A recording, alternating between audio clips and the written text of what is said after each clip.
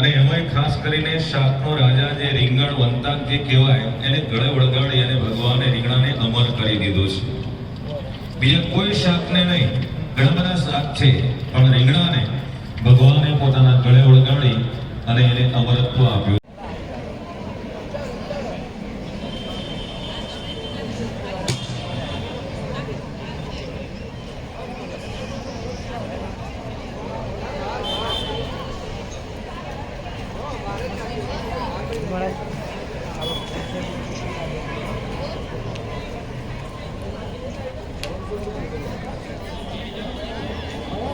ભારત પણ 7 સમુદ્ર પાર એવા જે વિશ્વમાં 13 જે રાષ્ટ્રો છે, આફ્રિકા છે, અમેરિકા છે,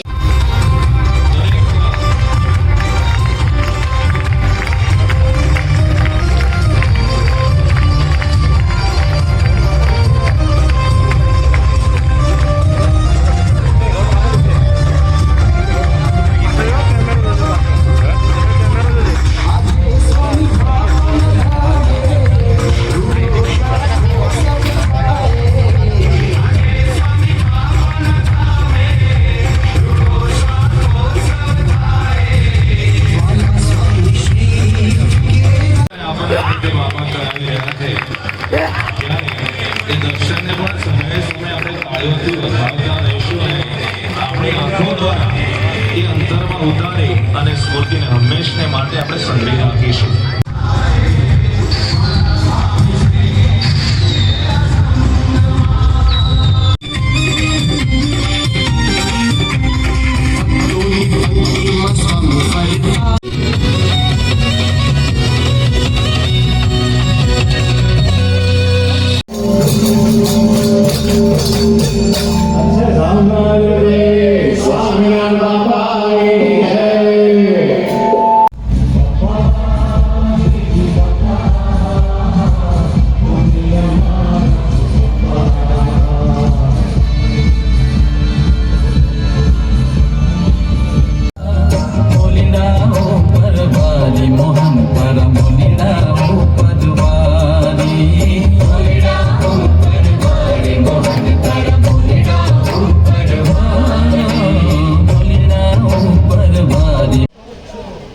સર્વેને સપ્રેમ સાદર જય શ્રી સ્વામિનારાયણ.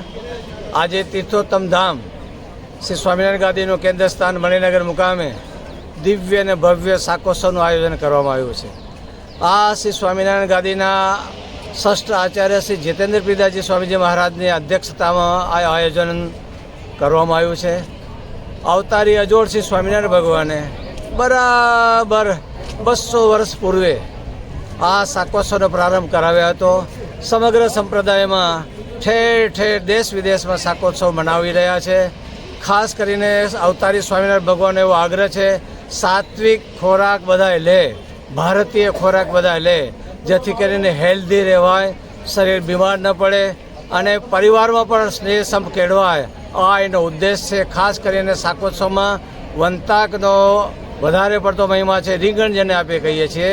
અસ્તુ. જય શ્રી સ્વામિનારાયણ. સેવક સાધુ ભગવત પ્રિયદાસના સપ્રેમ જય સ્વામિનારાયણ.